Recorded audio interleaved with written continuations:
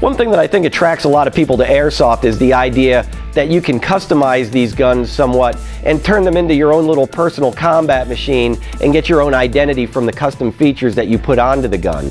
Now, the problem that I see from this, at least from my perspective, is a lot of times you get guys that buy brand new guns and then tear them apart and start putting all new parts on it and cause all kinds of problems. Keep in mind, we do repairs here, and a fair share of the repairs that we see are from guns that people rip them apart to try to put custom parts on it and either messed it up really bad or the parts just turned out to not be compatible with the gun that they had, and it causes all kinds of problems. So with that in mind, I recommend that when you're out shopping for a gun, try to find a gun that has the most custom parts that's closest to what you're looking for right out of the box, so you don't have to worry about tearing it apart and trying to turn an apple into an orange. And for those people, the gun that we're going to be talking about today is the JG Zombie Killer. The JG Zombie Killer is a full metal gearbox variant of the M4 carbine, this one being more of a CQB version since the barrel is only about 12 inches overall out to the end of the flash hider. One of the first things you're going to notice about this gun when you pick it up is that it's a fairly heavy gun. This one being a full metal body, this weighs in at around 7 pounds, so it's very similar to the weight and feel of an actual M4 carbine. This gun features both front and rear flip-up sights, with the rear sight being a single aperture which is adjustable for both windage as well as elevation. The front sight has a locking mechanism, which is this little lever in the middle of it, which allows you to unlock it in order to flip the sight up, and then you can lock it down so that it stays in that position so that it doesn't fold down unintentionally.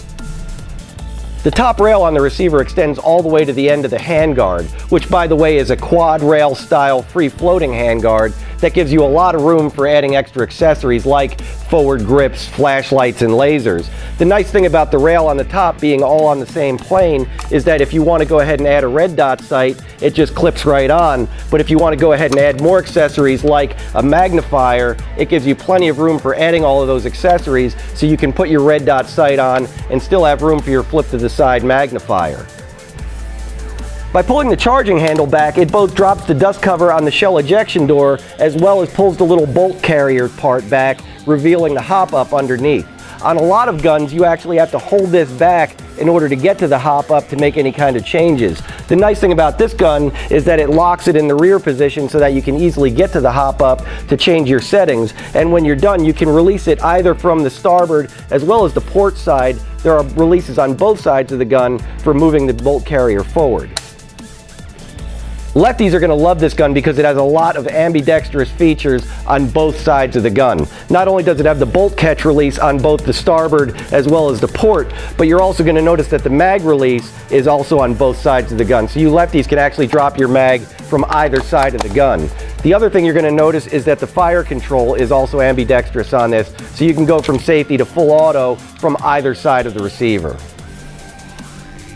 Some of the other really cool features you're going to notice on this gun are the modified lower trigger guard. This is nice because it actually gives you a little more room in there to get either if you've got a glove on or if you just got really big hands and want a little more room inside of the trigger, you can get it in there a little bit easier. The other thing you're going to notice is that there are sling mounts mounted onto both sides of the receiver as part of the receiver, which are the quick release kind. So you guys that like to use the single point sling mounts can use it either from the lefty or the righty position. The gun comes complete with a 9.6 volt battery as well as a charger, which simply fits right into the rear of the stock. So this is a very easy gun to get the batteries into and out of. The little covers just simply pop right on, and then the rear door just snaps onto the back of it, making this a very easy gun to move the batteries in and out of.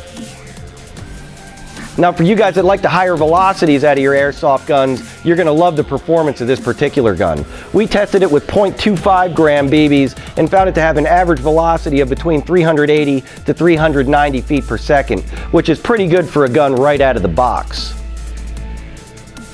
So that's the basics on the JG Zombie Killer. It gives you a ton of custom features that normally you'd have to pay extra for or add yourself in a standard package right out of the box. And considering the fact that it gives you that custom performance of almost 400 feet per second with a .25 gram BB, look, a lot of you guys are out there that I know you like to tear apart your gearboxes to try to get a few more FPS out of it. You don't have to worry about it with this gun. This gives you that performance right when you buy the gun.